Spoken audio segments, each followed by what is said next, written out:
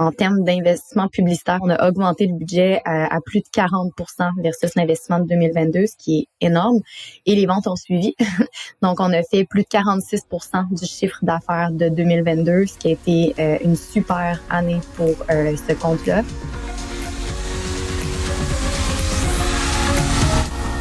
Bonjour à tous et bienvenue sur Social Scaling, le podcast qui vous fait passer la barre des $1000 ou 1000 euros de budget par jour sur Facebook Ads. Ce podcast est produit par l'agence J7 Media. Mon nom est Antoine Dalmas et aujourd'hui, je suis ravi de recevoir une invitée qui revient d'ailleurs très régulièrement sur Social Scaling. Ce n'est pas Stéphanie Tifo qui elle aussi revient assez souvent, mais là, je parle bien de Justine Gagné. Comment ça va, Justine? Ça va très bien, merci. Alors toi, Justine, tu es directrice de compte senior chez J7 Media, donc tu gères pas mal de monde, mais aussi pas mal de gros comptes, et c'est de ça dont on va parler aujourd'hui.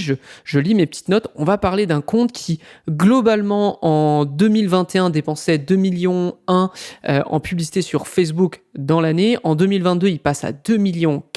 En 2023, il clôture son année à 3,6 millions de budget dépensé dans l'année et atteint même des pics à 25 600 $ dépensés en un seul jour.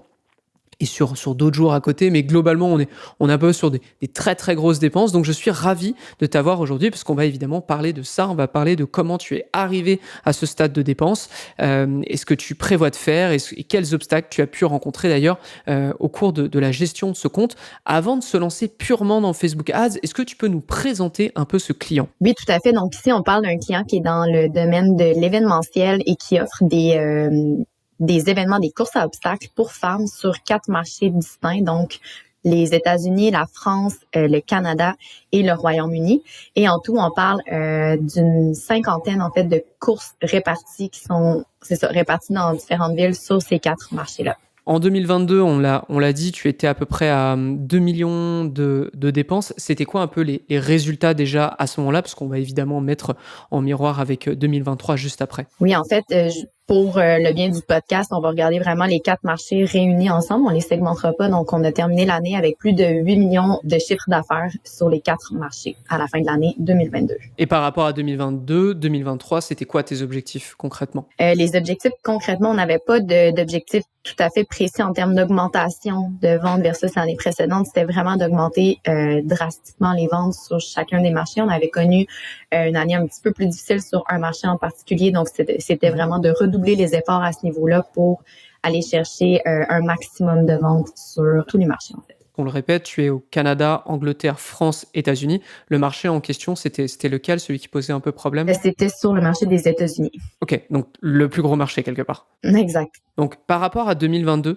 qu'est-ce que tu as mis en place en 2023 pour répondre à cette problématique de générer plus de croissance sur tous les marchés et en même temps d'ailleurs, vu qu'on en parle un petit peu, qu'est-ce que tu as pu mettre en place sur les États-Unis pour que ça performe mieux? Donc, la stratégie qu'on a adoptée pour 2023, ça a été vraiment de miser sur du contenu extrêmement engageant. Donc, de miser sur la force de l'événement, son esprit rassembleur. C'est un événement qui fait en sorte qu'on vit un moment entre amis, on peut aller se créer des souvenirs. Donc, on a vraiment créé des publicités qui mettaient ces aspects-là de l'avant. Donc, de montrer une gang de filles qui ont du plaisir, un groupe de filles qui ont du plaisir ensemble, des taglines, des hooks qui mettent ça de l'avant aussi, de se rassembler entre amis, de vivre ça ensemble. Donc, ça, c'est la première chose au niveau des créatifs qu'on a mis en place et qui a vraiment bien performé. Par la suite, si on regarde peut-être un petit peu plus au niveau du paramétrage, la structure du compte, on est vraiment allé avec une approche locale. Donc, comme je disais en introduction, on a plusieurs courses par marché dans des villes différentes, donc dans des dates différentes. Donc, d'utiliser une approche locale, ce que j'entends par là, c'est une campagne par course et non par marché. Donc, une campagne par course dans lesquelles on va avoir des pubs très personnalisées qui vont nommer la ville en question, la date en question et qui vont rediriger vers la page de vente de la course spécifiquement. Donc, deuxième chose sur laquelle on a misé en 2023. Et finalement, un des derniers points importants, c'est d'avoir une offre evergreen. Donc, on était beaucoup en 2022 sur des offres un petit peu plus spontanées, acheter un billet, obtenir le deuxième gratuitement, tester des pourcentages de rabais, tester des concours. Bref, on a testé beaucoup de choses, mais le fait que on a une offre qui est evergreen, qui est la même sensiblement à l'année, fait en sorte qu'on n'a pas besoin de faire des coupures de publicité qui performent bien parce que la promotion est terminée. Donc ça a été vraiment un tournant majeur en 2023 qui a fait en sorte qu'on a réussi à atteindre des résultats aussi phénoménaux, si je peux dire. Il y a plein de points que tu as mentionnés sur lesquels j'ai envie de rebondir. Le premier, et ça fait même écho à un épisode qui a été publié précédemment du tien, avec Nam Nguyen qui nous expliquait qu'il avait réussi à scaler un lead gen de façon horizontale, c'est-à-dire qu'au lieu de présenter le service de son client avec une campagne généraliste, eh bien il avait segmenté par type de service. Alors je vais juste vous réexpliquer ce qu'il faisait. En gros, cet annonceur mettait en lien des entrepreneurs du bâtiment avec des particuliers pour que les entrepreneurs refassent par exemple la cuisine, la cave, la toiture, le jardin du particulier. Et au lieu d'arriver de façon généraliste, il avait créé plein de campagnes pour juste rénover la cave, rénover le garage, rénover la cuisine, etc., etc. Et toi, finalement, c'est un peu ce que tu as vécu avec ce compte, dans le sens où je suppose que tu étais vachement généraliste plutôt en 2022. Tu avais des campagnes par marché, comme tu as pu le dire, et du coup, tu es passé à complètement l'opposé. Donc, tu as probablement d'ailleurs multiplié tes campagnes par 2, 3, 4 sur le compte global, c'est ça? Oui, tout à fait. Comme tu l'as dit, on est passé d'une structure de compte très simple, puis c'est souvent ça qu'on va prioriser, en fait, une structure de compte qui est le plus simple. Mais dans ce cas-ci, la raison pour laquelle on a complètement fait un 180, si on peut dire, sur la structure du compte, c'est on s'est rendu compte que, évidemment, si on avait une campagne en CBO, ben on n'était pas capable nécessairement d'aller dépenser autant sur chacun des marchés. Donc, évidemment, Facebook dépensait sur les marchés qui convertissaient le plus. Puis en faisant des tests par ville, on s'est rendu compte vraiment que c'est une structure de compte beaucoup plus lourde, mais on contrôlait vraiment mieux les investissements de cette façon-là. On était capable de rediriger la personne vers le lien directement de sa course et même de personnaliser les publicités. Tu avais aussi mentionné dans ta première intervention que tu passais plutôt sur des publicités de type engagement. Alors, tu vas me confirmer, mais c'était pas un objectif d'engagement avec tes publicités. Par contre, dans la rédaction, dans le titre, tu poussais les gens à interagir, c'est ça avec? Oui, puis en fait, c'était pas voulu, mais en fait, on a vraiment testé une image qui, pour moi, exprime exactement c'est quoi la course. Donc, on n'a aucun tagline, aucun filtre, aucun copy, aucun texte sur l'image, c'est juste une image. Et le copy qui vient supporter la publicité, c'est simplement que la course arrive bientôt dans votre ville, rassemblez vos amis. Je l'ai testé comme ça, par pur hasard, en me disant j'ai rien à perdre, on le laissait. Et le taux d'engagement, le nombre de likes, de partages, de commentaires était incroyable. Donc, on a vraiment pris un virage ici, puis de le tester sur chacun des marchés. Ça a été vraiment un tournant, en fait, pour l'état du compte. Donc, globalement, les gens, parce que c'est un événement, globalement, les gens dans les commentaires se taguaient entre eux, c'est ça, se parlaient, disaient que ça avait l'air trop bien et se motivaient à venir, c'est ça? Exactement, un peu comme le même principe que lorsqu'on annonce, par exemple, un festival de musique. Souvent, on va voir une publicité puis on va avoir tendance à venir identifier un ami avec qui on aimerait participer à cet événement-là en disant hey, tu vois, ça s'en vient, ça m'intéresserait d'y aller avec toi. C'est exactement le même principe. Donc, les gens s'identifiaient dans les commentaires comme pour se dire hey, est-ce qu'on y va ensemble? On s'inscrit, on se trouve un groupe d'amis, puis on participe. Donc, c'est vraiment cet effet-là que ça a eu. C'est intéressant et je vais mentionner un point pour les gens qui nous écoutent. Je vais parler de la J7 Academy. La J7 Academy, c'est un écosystème dans lequel on parle de publicité Facebook, on donne beaucoup de contenu à nos membres, on les pousse à devenir meilleurs en Facebook Ads, mais surtout le rester. Pourquoi je vous parle de ça? C'est parce que cette publicité dont parle Justine à l'heure actuelle, on avait fait toute une analyse, je me souviens, de son CPM par rapport à ton autre publicité qui avait justement un rabais, qui était plus flash sale, qui était plus limité dans le temps et qui pourtant était censée générer beaucoup plus de ventes parce qu'elle avait un rabais, contrairement à celle dont tu viens de parler où les gens se taguent ou se parlent dessus. Et en fait, ce qui était saisissant, c'est que le CPM était 2 fois plus cher Donc le coût par 1000 impressions, littéralement ce que vous payez à la diffusion de votre publicité, il était 2 fois plus cher sur une publicité qui avait un rabais versus celle qui n'en avait pas. Et pourquoi ? Parce que Meta voit que les utilisateurs ont une bonne expérience avec la publicité qui les pousse à se taguer, qui les pousse. Du coup, ça, tu le découvres de façon tout à fait par hasard, mais Meta observe que cette publicité génère une bonne expérience pour les utilisateurs sur la plateforme. Donc, naturellement, votre publicité, elle va vous coûter moins cher. Et je parle de ça parce que je suis justement en train de préparer un autre workshop pour la G7 Academy dans lequel on a trouvé un autre exemple tout à fait similaire avec un infopreneur, pour le coup, qui avait mis en compétition 2 publicités totalement différentes. Et à $950 de dépenses chacune, on observe qu'il y en a une qui est à $15 de CPM quand l'autre est à $8 de CPM. Donc je peux vous assurer que les coûts par résultat derrière, c'est pas du tout la même chose. Et c'est globalement toi ce que tu as vécu, Justine. Donc j'ai limite envie de vous dire, c'est un point essentiel à pas oublier en Facebook Ads, c'est que vous êtes sur une plateforme où il y a des utilisateurs qui sont là pour se divertir. Donc si vous arrivez à apporter une bonne expérience, globalement, Meta va vous le rendre. Ça, c'est quelque chose que tu as pu un peu réitérer sur ton compte d'ailleurs. Est-ce que tu testes d'ailleurs des approches publicitaires dessus ou tu es plutôt bien rodé sur ce qui fonctionne avec ce compte? On est bien rodé. On fait beaucoup d'itérations de ce type de visuels-là qui vont rouler vraiment de façon evergreen. Par contre, on a toujours aussi des publicités plus promotionnelles qu'on va tester, qu'on va faire rouler aussi en parallèle en même temps pour aussi avoir un peu de nouveautés. Je dirais que tout ce qui est plus promotion, flash sale sur du remarketing va vraiment bien fonctionner, mais tout ce qui est très engageant et très evergreen générique sur une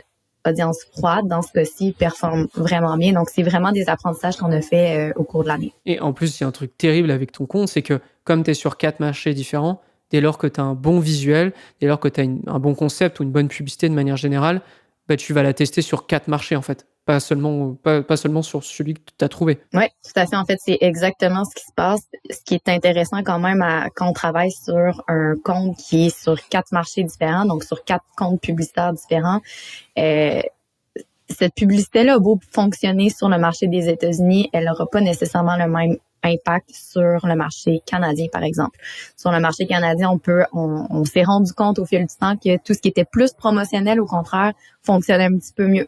Donc, tu sais, les tests qu'on fait sur un marché, on va les faire sur les 4 marchés, mais c'est des apprentissages différents, c'est des cultures différentes, c'est des marchés différents, donc on vient vraiment adapter nos publicités selon à qui on s'adresse. Complètement. Il y a pas de règle, évidemment, c'est bien d'aller le tester, mais si ça marche pas, faut pas être émotionnel, faut pas pousser pour que ça fonctionne, tu passes à autre chose. Et tu as parlé d'apprentissage, je rebondis sur un dernier point que tu avais mentionné lors de ta première intervention, tu as dit que tu t'étais éloigné un petit peu de tout ce qui était offre très limitée, flash sale, récurrente, mais quand même limitée, pour avoir des offres evergreen. Donc, alors on utilise ce terme chez J7 Media, ça veut simplement dire des offres long terme, à la durée longue, à l'année longue en fait, très simplement.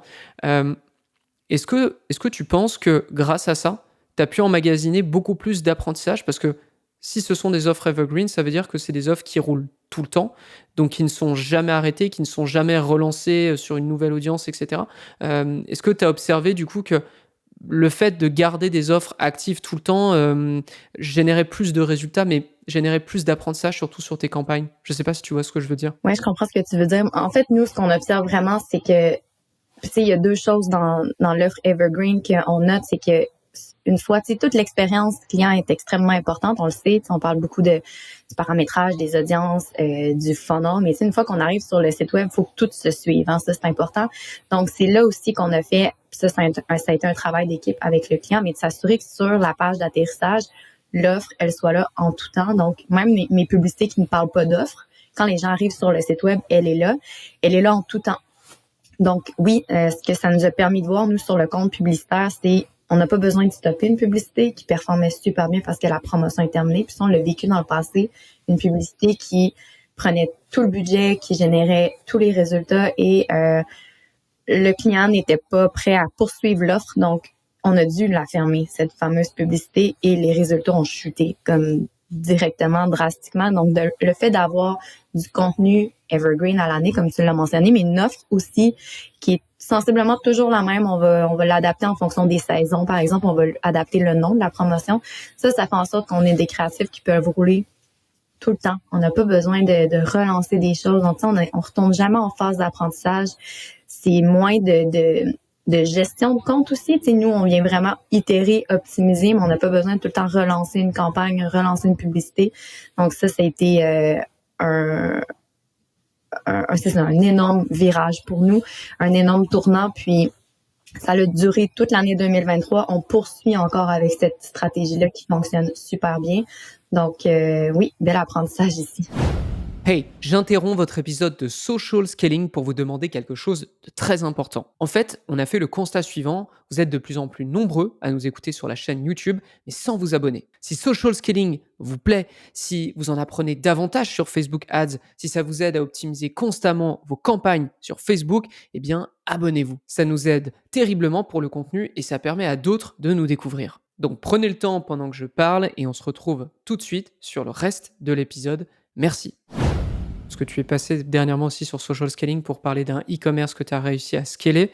Ça me fait un peu penser à cette même situation parce que ce e-commerce propose des vêtements, donc il y a des collections d'hiver, des collections d'été, etc. Et que tu te retrouvais dans des situations où forcément à un moment en juin, tu vas pas garder une publicité qui parle d'un manteau d'hiver. Donc il va falloir que tu la coupes et tu es dans cette situation de c'est pourtant une bonne publicité qui a beaucoup fonctionné. La couper, on ne sait pas trop ce qui va se passer derrière. Donc, tu anticipes maintenant. C'est-à-dire que avant de couper ça, tu lances déjà des publicités bien en amont des nouvelles collections pour déjà aller choper de l'apprentissage et pour déjà avoir des bonnes publicités qui peuvent rester plus longtemps, qui peuvent rester sur cette nouvelle période. Donc, ça rejoint ce que tu dis, c'est soit garder, soit anticiper, mais jamais effectivement couper et puis être démuni face à une nouvelle, à une situation où ta meilleure publicité, tu viens de la couper et toutes les dépenses vont partir sur des publicités dont tu n'as aucune idée de si ça va fonctionner ou pas. Donc je trouve ça vraiment pertinent et surtout logique. Pour clôturer avec 2023, du coup, ça a été quoi les résultats globalement de vente?